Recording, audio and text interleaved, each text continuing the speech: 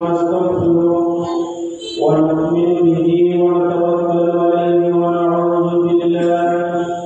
ونعوذ بالله من شرور أنفسنا ومن سيئات أعمالنا من يهده الله فلا مضل له ومن يضلل فلا هادي له ونشهد أن لا إله إلا الله وحده لا شريك له ونشهد أن سيدنا ونبينا وحبيبنا ومولانا محمدا عبده ورسوله صلى الله عليه وعلى آله وسلم الذي أرسله بالحق بشيرا ونذيرا وداعيا إلى الله بإذنه وسراجا منيرا أما بعد فقد قال الله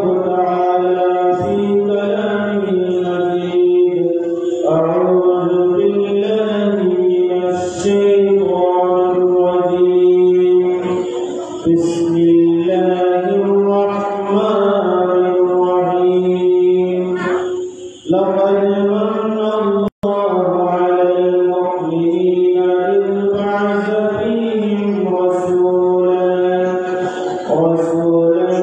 من أنفسهم يتلو عليهم آياته ويزكيهم ويعلمهم الكتاب والحكمة وإن كانوا من قبل لفي ضلال مبين إن الله وملائكته يصلون على النبي يا أيها الذين آمنوا صلوا عليه وسلموا تسليما اللهم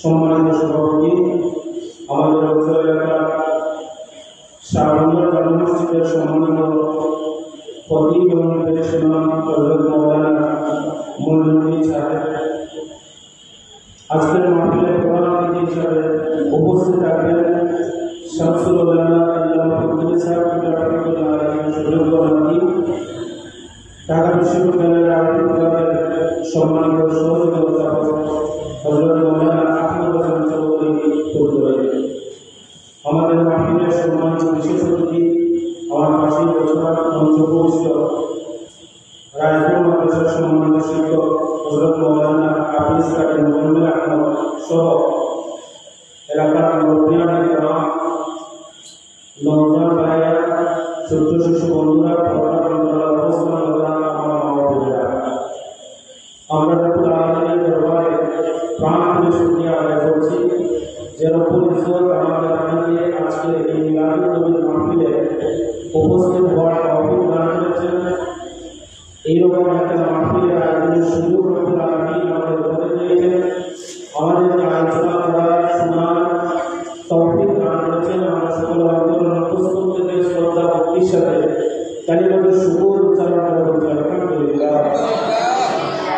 আমাদের পক্ষ থেকে লক্ষ কোটি দরুদ এবং সালামের হাদিয়া প্রেরণ করছি রাহমাতুল লিল আলামিন শাফিউল নবী সাইয়্যিদ সালাইন নবীল হারামাইন ইমামুল মুত্তাকিন জাদ্দুল হাসান ওয়াল হুসাইন মাওলানা হাবিবিনা সাইয়্যিদিনা মুহাম্মদুর রাসূলুল্লাহ সাল্লাল্লাহু আলাইহি ওয়াসাল্লামের পবিত্র নামে মুবারক। সম্মানিত উপস্থিতি, আজকে যেহেতু পবিত্র ঈদ মিলাদুন নবী সাল্লাল্লাহু আলাইহি ওয়াসাল্লামের মাহফিল, আমি খুব সংক্ষেপে মিলাদুন নবী সাল্লাল্লাহু আলাইহি ওয়াসাল্লামের গুরুত্ব, তাৎপর্য তথা আল্লাহর হাবিব সাল্লাল্লাহু আলাইহি ওয়াসাল্লামের জীবনের উপর কিছুটা আলোকপাত করার চেষ্টা করব। সম্মানিত উপস্থিতি, আমি কোরআন কারীমের যে আয়াতে কারিমা তেলাওয়াত করেছি, এই আয়াতে কারিমার মধ্যে রব্বুল আলামিন বলছেন যে আমি আল্লাহ রব্বুল আলামিন অনুগ্রহ করে তোমাদের মধ্য থেকে আমি নবী প্রেরণ করেছি। তার মানে আয়াতের শুরুতে এই কথা আমাদের জীবনে পরিষ্কার হয়ে যায়, আমাদের কাছে এটা একেবারে সত্যভাবে প্রমাণিত হয়। নবী করিম সাল্লাল্লাহু আলাইহি ওয়াসাল্লামকে রব্বুল আলামিন আমাদের মধ্য থেকে প্রেরণ করেছেন, অর্থাৎ মানব জাতির পক্ষ থেকে প্রেরণ করেছেন। আর মানব জাতির পক্ষ থেকে প্রেরণ করা এটা আল্লাহ রব্বুল আলামিনের পক্ষ থেকে সবচেয়ে বড় অনুগ্রহ। নবী করিম সাল্লাল্লাহু আলাইহি ওয়াসাল্লামকে আমাদের মধ্য থেকে প্রেরণ করা এটা রব্বুল আলামিনের পক্ষ থেকে সবচেয়ে বড় অনুগ্রহ। এই পয়েন্টটা, এই ছোট্ট কথাটা যদি আমরা বুঝতে পারি, এই ছোট্ট কথাটা যদি আমরা অনুধাবন করতে পারি, তাহলে আমাদের জীবনের সার্থকতা এই কথার মধ্যে আমরা পেয়ে যাব। আমাদের জীবনের সফলতা এই কথার মধ্যেই আমরা পেয়ে যাব। আজকের এই মাহফিল আয়োজন করা পিছনে বড়তে কারণ, এই কারণটা হচ্ছে এই আয়াতের এই অংশটা। রব্বুল আলামিন বলছেন আমি অনুগ্রহ করে নবী করিম সাল্লাল্লাহু আলাইহি ওয়াসাল্লামকে তোমাদের মধ্য থেকে প্রেরণ করেছি।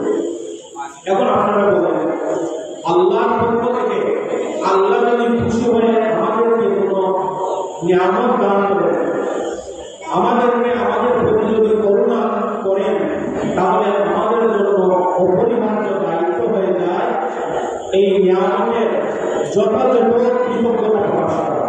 ঠিক না বলেন?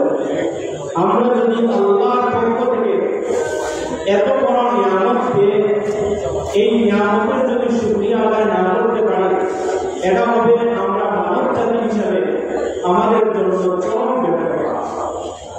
আমাদের সকলের মনে রাখতে হবে মিলাদুন নবী সাল্লাল্লাহু আলাইহি ওয়াসাল্লামের মাহফিলটা নিছক কোন মাহফিলকে কটাক্ষ করার মাহফিল নয়।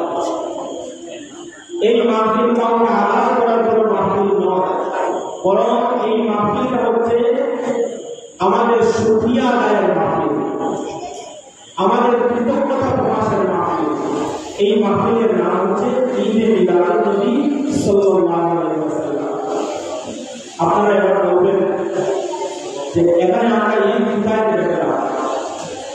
আমরা বেশি কিছু বুঝি না, আমরা সহজে এটা বুঝি আমার নবী সাল্লাল্লাহু আলাইহি ওয়াসাল্লামের জন্ম হয়েছে নবীর জন্মে আমরা এই পৃথিবীর মধ্যে আমাদের জীবনের যত খুশি রয়েছে সব খুশির চাইতে বেশি খুশি আমার নবীর আগমনে।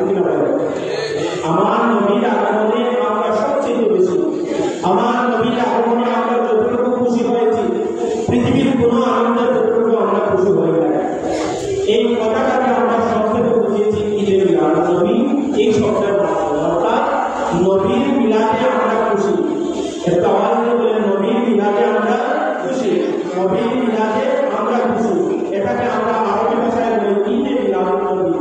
এই বিষয়টা আজকে উপলব্ধি না করার কারণে যেই নবী সাল্লাল্লাহু আলাইহি ওয়াসাল্লাম আগমনের কারণে রব্বুল আলামিন গোটা পৃথিবীটাকে রহমতে সিক্ত করেছেন, অশান্ত পৃথিবীটাকে শান্ত করেছেন, দুর্ভিক্ষে জর্জরিত পৃথিবীটাকে দুর্ভিক্ষ থেকে দুর্ভূত করেছেন রব্বুল আলামিন যেই নবীর মিলাদের কারণে।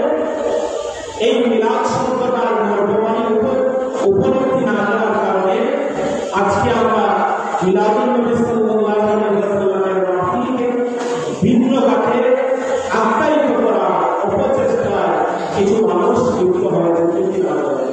সুতরাং এই সমস্ত মাহফিলের মাধ্যমে আমরা এটা বোঝাতে চাই যে নবীকে আল্লাহ রাব্বুল আলামিন যেই সম্মানের আসনে সমাসীন করেছেন, যেই মর্যাদায় রাব্বুল আলামিন আমার প্রিয় নবীকে ভূষিত করেছেন, আমাদের এই ক্ষুদ্র আলোচনার মাধ্যমে, আমাদের এই ক্ষুদ্র উপলব্ধির মাধ্যমে, আমাদের এই ক্ষুদ্র আয়োজনের মাধ্যমে সুবহান আকাশচুম্বী আল্লাহ হাবিব সাল্লাল্লাহু আলাইহি ওয়াসাল্লামের কিঞ্চিত পরিমাণ প্রশংসা করা আমাদের পক্ষে সম্ভব নয়। কিন্তু রব্বুল আলামিনকে একটা উদাহরণ দেওয়া যায় যে আমাদের সমাজের মধ্যে আমার নবী সাল্লাল্লাহু আলাইহি ওয়াসাল্লামকে যতটুকু ভালোবাসা প্রয়োজন আমরা তার থেকে বিন্দু পরিমাণ পিছু হওয়া হবে না। এই জন্য একজন কবি বলছেন লা ইউমিনু তানালু নামার মাহাবু বা'দা সুদাবুল তুইসারা। আমার নবীর সম্মান কি হবে, আমার নবীর মর্যাদা মাপকাঠি কি হবে, আমার নবীর সম্মান আমরা কতটুকু আলোচনা করব, আমার নবীর ইজ্জত আমরা কতটুকু আলোচনা করব, এর মাপকাঠি আমরা এই কবিতার মধ্যে আমরা পেয়ে যাই।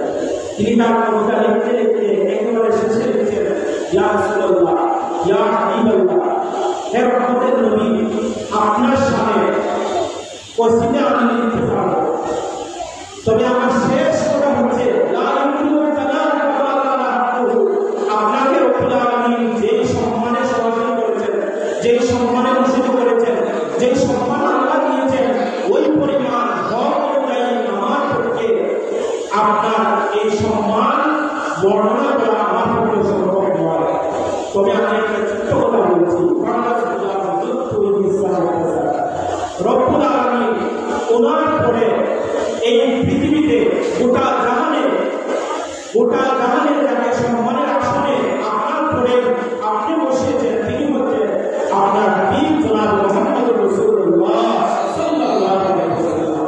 এই জন্য নবীর শান, নবীর মান, নবীর ইজ্জত, নবীর গুণগান, নবীর গুণকীর্তন আমরা কতটুকু পর্যন্ত করতে পারবো, যতটুকু করলে আল্লাহর কোন তাওহীদের সাথে আমার নবী সাল্লাল্লাহু আলাইহি ওয়াসাল্লামের তুলনা হয় না। এই জন্য নবীর আলোচনাকে আমরা কতটুকু গ্রহণ করতে পারবো, যতটুকু গ্রহণ করলে আল্লাহর নিকটতাবাদের সাথে নবী সাল্লাল্লাহু আলাইহি ওয়াসাল্লামের সাহাবাকে এক জায়গায় নিয়ে যাওয়া হয় না, ততটুকু পর্যন্ত আলোচনা হবে। এই জন্য আমরা নবী সাল্লাল্লাহু আলাইহি ওয়াসাল্লামের আলোচনাকে যদি ঈদ হিসাবে গণ্য করি তাহলে আল্লাহর তাওহীদের সাথে এটা একীভূত হয় না। আমরা যদি এই ঈদটাকে আরো ছুটে নিয়ে যাই, আমরা যদি বলি সকলের সেরা ঈদ, তাও আল্লাহর তাওহীদের সাথে এটা মিশ্রণ হয় না। আমরা যদি বলি সকলের সেরা ঈদের চাইতে সেরা ঈদ আমার নবী আগমন, এটা আল্লাহর তাওহীদের সাথে বিন্দু মাত্র মিশে যায় না। সুতরাং আমার নবী আগমন সকলের চাইতে সেরা ঈদ কিনা বলতে পারে একটা আওয়াজ দিয়ে বলে সেরা ঈদ কিনা। আমার নবী সাল্লাল্লাহু আলাইহি ওয়াসাল্লামের এই ঈদটা এত সেরা, এত মর্যাদা, এত ইজ্জতের, রব্বুল আলামিন তার প্যারা হাবিব সাল্লাল্লাহু আলাইহি ওয়াসাল্লামের আলোচনা আগের যত আসমানি কিতাবগুলো রয়েছে সব আসমানি কিতাব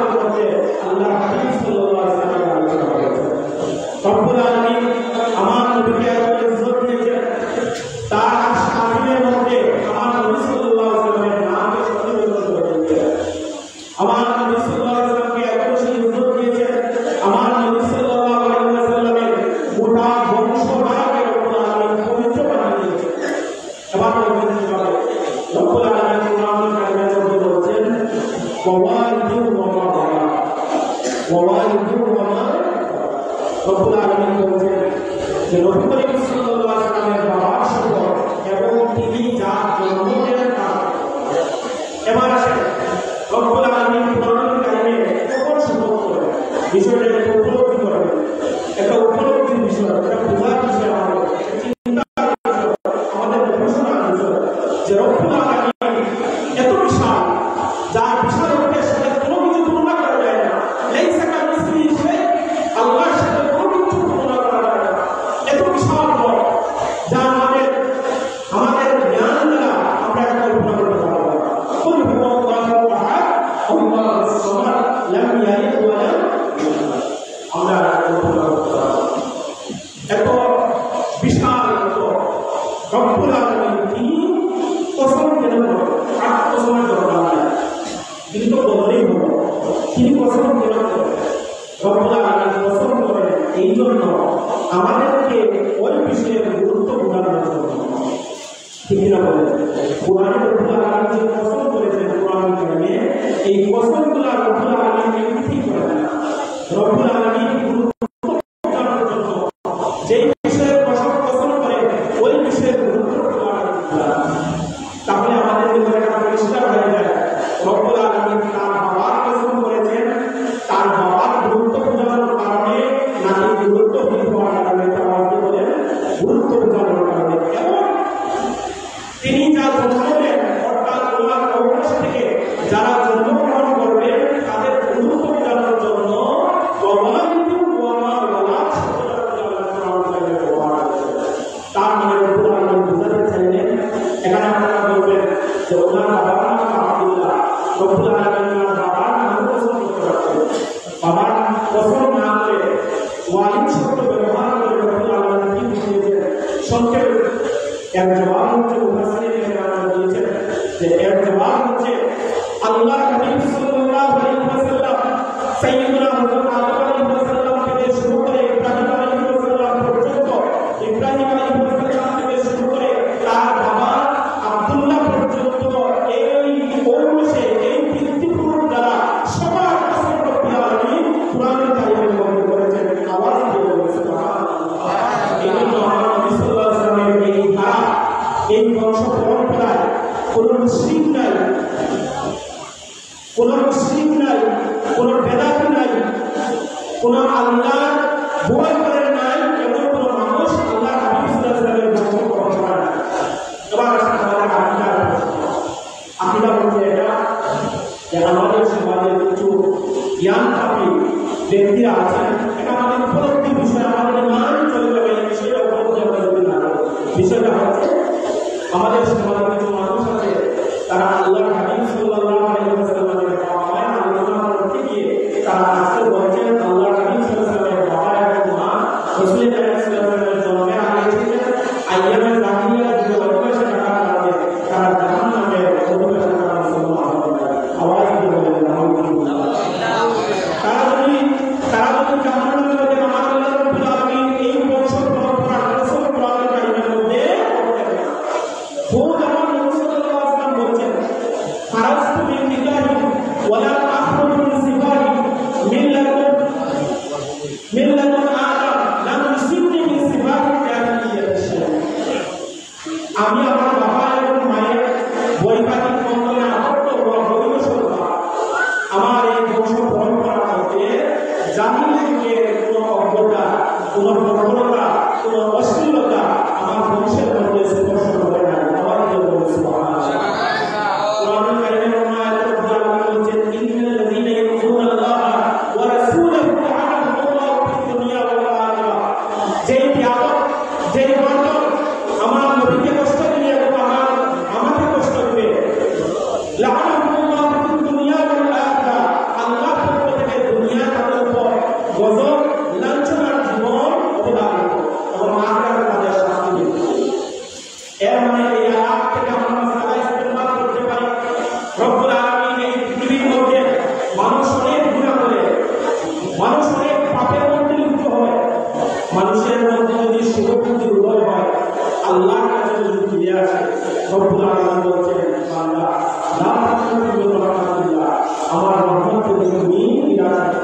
আমি আল্লাহ রাব্বুল আলামিন তোমাকে মাফ করে দেব যদি তুমি কি করো তওবা করতে রব্বুল আলামিন আমাদেরকে এই আয়াতের মধ্যে দুইটা তাওহীদ করে বলেছেন যদি কোনো মানুষ আল্লাহ রাব্বুল আলামিনের তাওহীদের সাথে তারা যদি শরীক করে ফেলে শিরক করে ফেলে রব্বুল আলামিন তারা মাফ করবেন না।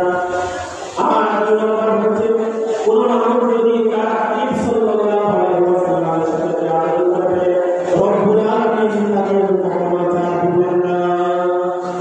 নবীর সাথে যদি কেউ বিয়াদবি করে ফেলে রব্বুল আলামিন চিন্তা করবো আমাদের বলি পারস্য সম্রাট পারভেজ খুসরো ওনার নিকট আল্লাহ হাবিব সাল্লাল্লাহু আলাইহি ওয়াসাল্লাম ইসলামের দাওয়াত দিয়ে চিঠি পাঠিয়েছিলেন।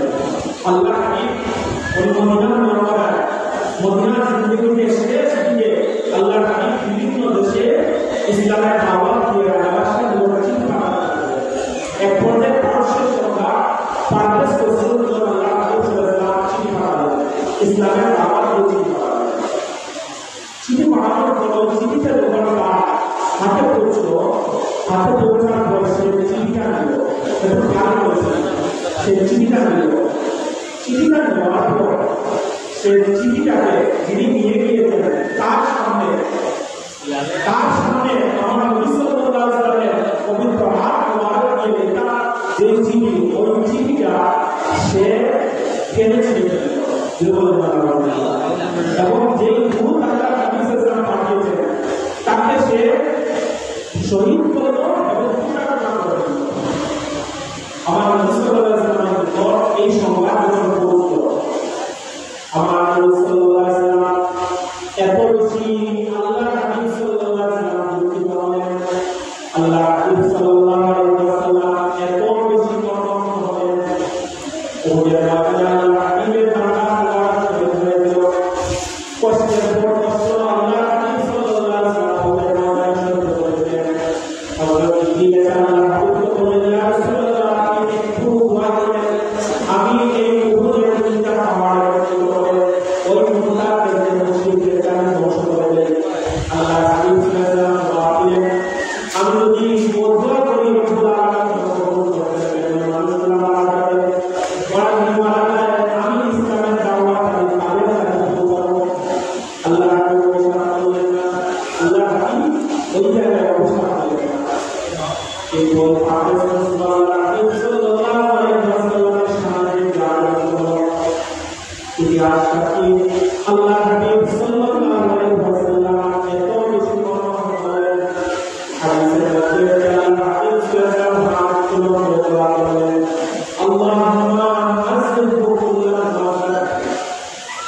আল্লাহ আজকে যে ব্যক্তিরা আমাকে অপমানিত করেছে, আমার চিঠিকে অপমানিত করেছে, আমার ভূতকে অপমানিত করেছে, আল্লাহ তুমি তাকে অপমানিত করো। এই অভিশাপটা আল্লাহ রাসূল করে এই অভিশাপের ভয়াবহতা আমার রাসূল অভিশাপ দিয়েছেন। আমার সকালবেলা আল্লাহ হাবিব সাল্লাল্লাহু আলাইহি ওয়াসাল্লাম অভিশাপ দিয়েছেন। রাত্রিবেলা পারভেজ খুসরো সে তার দোকানে রাত্রিবেলা সে ঘুমিয়ে পড়ল। তার একটা ছেলে ছিল, বিয়ে ছিল, স্ত্রীর নাম ছিল স্ত্রী। স্ত্রী খুব সুন্দরী, খুব রূপসী একজন স্ত্রী ছিল। তার তার ছেলের মনের মধ্যে মায়ের প্রতি লালসা সৃষ্টি হয়ে গেল। ওই ছেলেটা রাত্রিবেলা ঘুম থেকে উঠল, মায়ের কথা শুনল।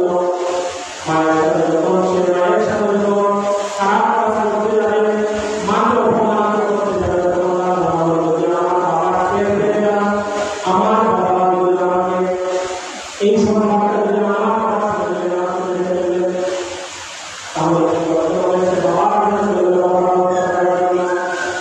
সে বাবাকে চলে গেল। সে বাবাকে দিয়ে বাবা বুঝত, সে বাবাকে দিয়ে তার বাবাকে নিহত করে ফেলল, করে ফেলল।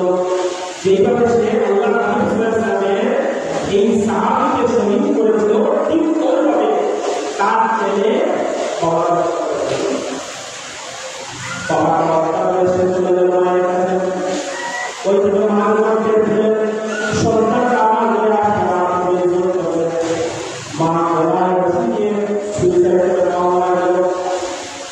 যখন মায়ের রয়েছে মাকে আমাদের কাছে আসতে বলতে পারলো না, সে আবার বলে দিল বাবা দিয়ে দিল বাবা মুরগির মধ্যে একটা শিশি, এই শিশি বাবা সবসময় রাখে, এটাকে বিষ এই শিশির মধ্যে বাবা এর মধ্যে লিখে রাখে এটা শারীরিক শক্তি অর্জনের ঔষধ, এটা একটা কৌশলতা।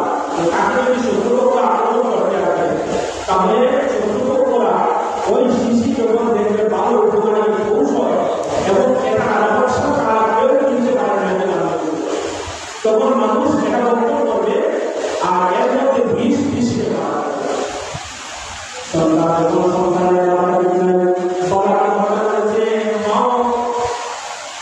সুইসাইড করে ফেলেছেন, এসে যখন এই শিশুটা সে দেখলো সে ওই শিশু থেকে সে বিষ গ্রহণ করে ফেললো, সে মনে করলো একটা উপকারী ঔষধ আমার মাথা ঠিক এই ঔষধটা যদি আমি খাই তাহলে আমার মাথা ঠিক হবে, সে ওই শিশু থেকে ঔষধ গ্রহণ করে ফেললো। ফলাফল কি দাঁড়ালো? ফলাফল দাঁড়ালো সাথে সাথে সে নির্ভর হয়ে গেল, জাহান্নামের মধ্যে যেতে হয়ে গেল।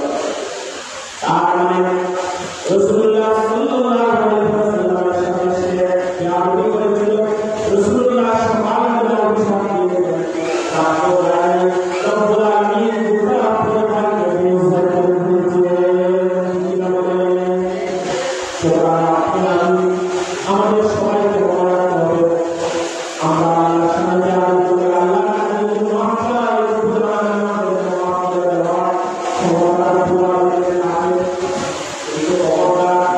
আমার নবী সাল্লাল্লাহু আলাইহি ওয়াসাল্লামের সামনে আমরা দাঁড়িয়ে করি, আমার নবী সাল্লাল্লাহু আলাইহি ওয়াসাল্লামের জন্য অপমান করা নিতে কথা করি, রব্বুল আলামিন সব কিছু ছাড় দিবেন, কিন্তু রাসূলুল্লাহর সামনে দাঁড়িয়ে আল্লাহ রব্বুল আলামিন ছাড় দিবেন না।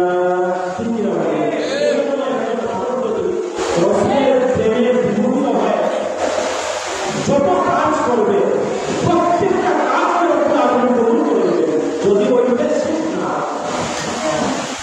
এই জন্য আমরা সুযোগ রহমতুল্লাহ জালালউদ্দিন সুফি রহমতুল্লাহ একটি মনোযোগ শুনে ওনার হাজার কিতাব তৈরি করে ওনার কাছে দাঁড়িয়েছেন।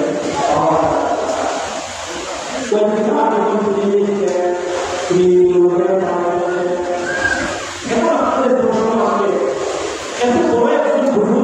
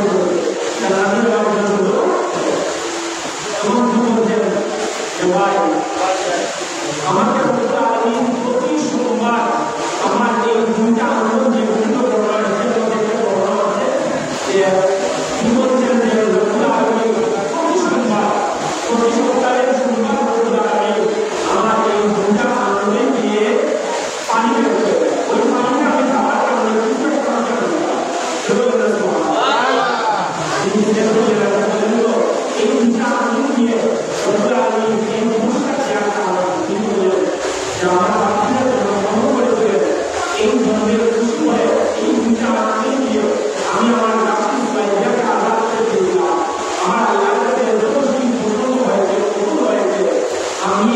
এই মানবতার পূরণ করে তিনি কিন্তু রব্বুল আলামিন যে পুরস্কার আমাকে সম্মান দিয়েছেন সুবহানাল্লাহ এই মানুষের কাজ মুহাদ্দিসের কারণে রব্বুল আলামিন নবী সাল্লাল্লাহু আলাইহি ওয়াসাল্লামের খুশি হয়ে একজন কাফেরকে যদি এই পুরস্কার দিয়েছেন কোন মানুষ যদি আল্লাহর নবী সাল্লাল্লাহু আলাইহি ওয়াসাল্লামের উম্মত যদি আল্লাহর নবী সাল্লাল্লাহু আলাইহি ওয়াসাল্লামের জিলাতে খুশি হয়ে ছোট থেকে ছোট পরিমাণ যদি নবীর প্রতি মহব্বত প্রদর্শন করে নবীর মহব্বতে যদি কোনো কাজ করে খুশি উদযাপন করে রব্বুল আলামিন এর পুরস্কার দিবেন আর কোনো শব্দ হবে না কারণ এই কাফিরকে যদি রব্বুল আলামিন এই উপহার দিতে পারেন এই উপহার আমরা খুশি হয় প্রত্যেকটা আয়োজনে আমাদের খুশি হয়ে আমাদেরকে দুনিয়ায় পুরস্কৃত করবে আমরা পুরস্কৃত করবেন এই মাহিটা হচ্ছে আমার নবীন খুশির মাহি আমাদের খুশির মাহি এই মাহিলে আপনারা যারা সমাজের সহযোগিতা করবেন সত্যি সহযোগিতা করবেন পরামর্শের সহযোগিতা করবেন